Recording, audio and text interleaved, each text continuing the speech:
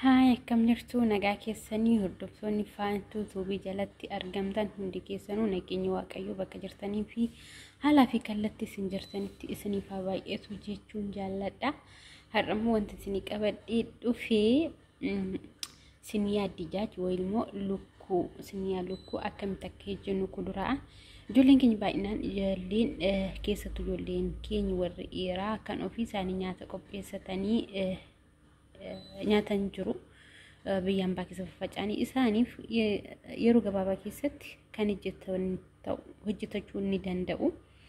Kunis kaarootii irraa dinnicha akkasumas shunkurtii nacunkurtii qimamii wanta qabdanitti godhachuu ni dandeessu. Ani qimamii kan tan qabu qopheeffadhee jira. Sin garuu kanuma sin bira jiru qopheeffachuu ni dandeessu. Maaliif qimamii yoo baay'ate garuu dhugaa dubbachuuf wanti ijoolleen Itoophiyaa jechuudha. Qimamii baay'ee jaallanna nyaata keenya keessatti shunkurtii fi qimamiin itti baay'isna. Nyaanni keenyas biyya kamirraayyuu nyaata baay'ee mi'aa kan ta'e akka Itoophiyaan hin jiru. Insaniin jedha har'a kanan qopheeffadhee jiru asitti lukkuu miicee zabazafii jira. Maaliif kana qola sarraan kaasnee nyaanna jechuu dandeessu. Maaliif biyyatti Itoophiyaatti na wariidha qola isaa waliin hojjechuu wayin immoo iskiinii isaa kana waliin hojjechuuf asitti iskiinii waan barbaadaniifidha. Kanaaf iskiinii irraa baasuu hin dandeenye garuu zabazafii seeraa niqee jira. Asitti lukkuu miicee qopheeffadhee jira. Dinnicha kukkutadhee jira. Kaarootii kukkutadheen jira. Asitti immoo qimamii kiyya qopheeffadhee jira. Keessumattuu jechuudha siniyaa kana hojjechuudhaaf wanti kun sin barbaachisti. Baay'ee akka nyaanni sun mi'aawu kan taasisu kanadha. As keessa qimamiin jira.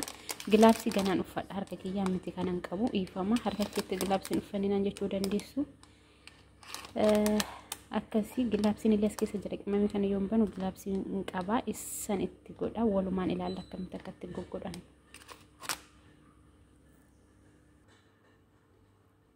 Kunoo as keessa bakka wanti as keessa lukkuu kiyya naqadheen jira.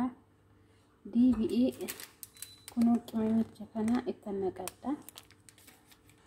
Qimamicha kana itti naqadhee booda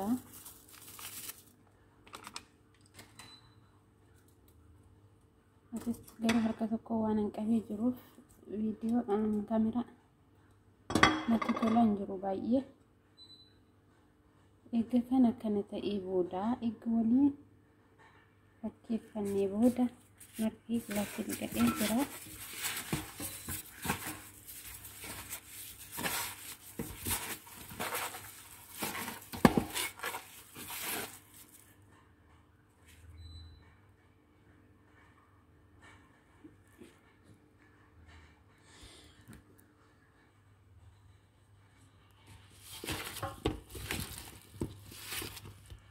Kana akkanatti qopheeffannee booda qimamiin akkanatti keessa gaggalaa baay'ee tokko amma xiqqoon keenya akka wal nyaatuuf jechuudha. Qimamii egaa wal nyaachisnee booda egaa sakakkalannee kuni qimamiidha. Xiqqoo zabasafnee akkanitti tursiisnee booda firiin keessa galchina wayin immoo bakka nuuf mijatu kana bilcheessuuf bakka nuuf mijatu abdirratti illee ta'uu ni danda'a. Qastiiriyaan cufnee kaanii jechuudha. Bishaan an ittiin godhu xiqqishuma ishee bishaan ittiin godhu maaliif yeroo fuuru sana bishaan ni horata inni iyyuu jechuudha. Kanaafuu ani bishaan ittiin godhu isin bishaan isaa yoo barbaadan bishaan itti godhachuu ni dandeessu. Inni iyyuu bishaan ofuma isaa akkanatti bishaachuu ni danda'a. Isaa booda nyaata akka malee mi'aadha ta'a. Rikeessa isaatti ni diimataa. Kana hojjechuudhaaf wantoota qalaalii mana keessatti argannu hojjechuu ni dandeenya. Biyyatti illee gallee hojjechuu ni dandeenya gisee takka takka jechuudha. Ana kanan siniin jedha agadhumatti na waliin ilaala. Kunoo nyaata keenya hojjennee kan ganamaa fixnee jirra. Kunoo kana fakkaata amma kanatti xumuramee jiran siniin jedha. Firiin keessa saati gimmaasha daqiiqaa gimmaashaa booda bilchaata innoo kana fakkaatti siniin jedha. Warri kana viidiyoo kana jaallattan share like godhaa koomentii barreessaa. Guddaa tokko na galatooma siniin jechuun jaalladha.